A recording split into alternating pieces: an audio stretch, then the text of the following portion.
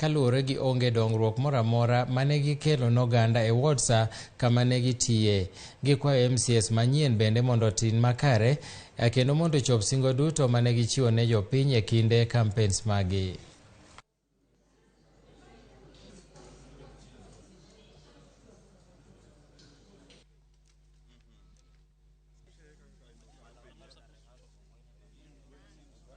Wengi ambao walienda nyumbani kwa sababu ya hii Kilifi County, wengi walikuwa hawajukumiki kulingana na kazi zao ambazo wananchi wamewekea pale.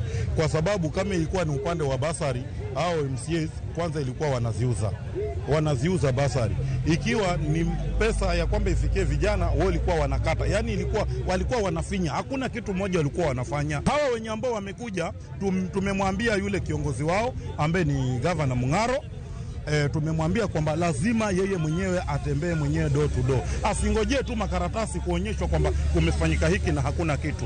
MCAs ambao wameingia sahihi, kwa kusema ukweli mimi nimependezwa kwa sababu wamechanganya. Kwa hivyo hapo kwa upinzani kuko vizuri sana hapo. Mungaro, shikamana na hawa vijana ambao wamechukuliwa vizuri, wamebebwa vizuri bila kubaguana huu ni nani wala huu ni nani. Tuchape kazi vizuri. Ukifanya kazi vizuri this time round, kwa hakika tutakurudisha tena.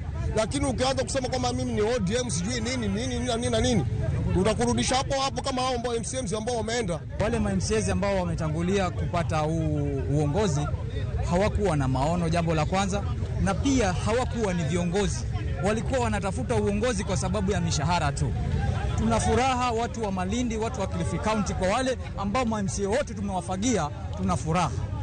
Ngabana ambaye tuko naye sahi ambaye ni Mungaro, afanye hama hawe na urafiki mzuri na utengamano mzuri na MCAs, ndio tusiwe tunalamu MCA bure, kumbe kule ndio hana breakthrough ya pesa, hana breakthrough ya mambo yale yote anataka. Hawa ambao wameingia saa hizi wengi wao ni wasomi, kwa hivyo ninatarajia kwamba ile quality itageuka.